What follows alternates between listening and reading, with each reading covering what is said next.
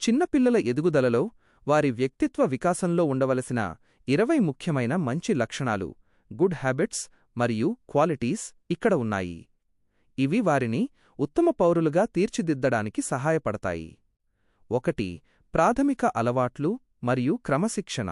నైతిక విలువలు, రెస్పెక్ట్, పెద్దలను గౌరవించడం, please please, thank you, sorry వంటి పదాలను సందర్భోచితంగా ఉపయోగించడం. నిజాయితీ, ఆనెస్టీ, తప్పు చేసినప్పుడు భయపడకుండా నిజం చెప్పే ధైర్యం కలిగి ఉండటం. సమయపాలన, పంక్చువాలిటీ, నిద్రలేవడం, చదువుకోవడం, ఆడుకోవడం వంటి పనులను సరైన సమయానికి చేయడం. శుభ్రత, క్లీన్లీనెస్, భోజనానికి ముందు చేతులు కడుక్కోవడం, బ్రష్ చేసుకోవడం, తన వస్తువులను సర్దుకోవడం వంటి స్వీయ శుభ్రత.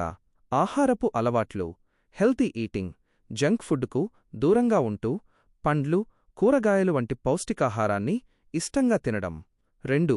సామాజిక లక్షణాలు, సోషల్ స్కిల్స్, పంచుకునే గుణం, షేరింగ్, తన బొమ్మలను, తినుబండారాలను తోటి పిల్లలతో లేదా తోబుట్టువులతో పంచుకోవడం. సహాయం చేసే గుణం, హెల్ప్ఫుల్నెస్, ఇంట్లో తల్లిదండ్రులకు చిన్న చిన్న పనుల్లో, స్కూల్లో స్నేహితులకు సహాయం చేయడం.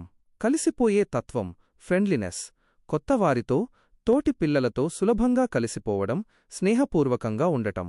క్షమించే గుణం, ఫర్గివ్నెస్, స్నేహితులతో గొడవలు పడినా వాటిని మనసులో ఉంచుకోకుండా త్వరగా మర్చిపోయి కలిసిపోవడం.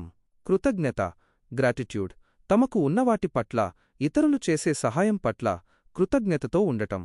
3. మానసిక మరియు వ్యక్తిత్వ వికాసం. జిజ్ఞాస, కుతూహలం, క్యూరియాసిటీ, కొత్త విషయాలను నేర్చుకోవాలనే ఆసక్తి, ప్రశ్నలు అడిగి తెలుసుకునే తత్వం.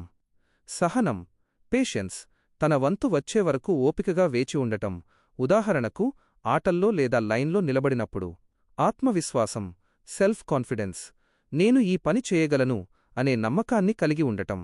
సృజనాత్మకత, క్రియేటివిటీ, డ్రాయింగ్, క్రాఫ్ట్స్, కథలు చెప్పడం వంటి వాటిలో సొంత ఆలోచనలను ఉపయోగించడం.